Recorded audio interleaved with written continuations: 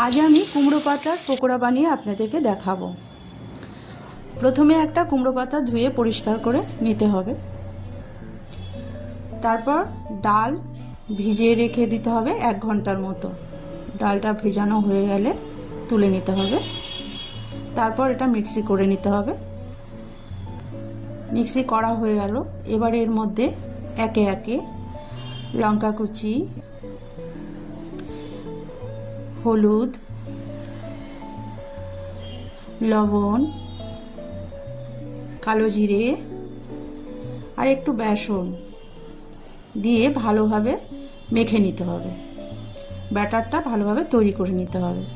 এবার পাতাটা উপর করে মানে উল্টো পিঠে সুন্দর করে ব্যাটারগুলো লাগিয়ে দিতে হবে।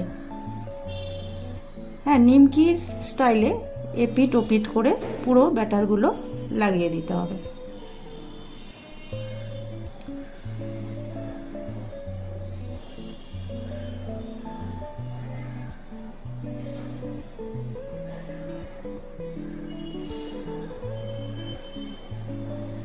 হয়ে গেল।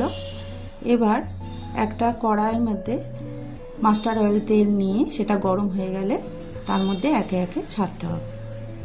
ছেড়ে ছাকা তেলে এটাকে ভেজে তুলতে হবে।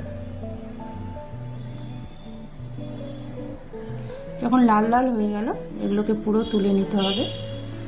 ক্রাঞ্চি ক্রাঞ্চি হয়েছে, দেখুন প্লেটে রাখতে গিয়ে একটা আওয়াজ হচ্ছে।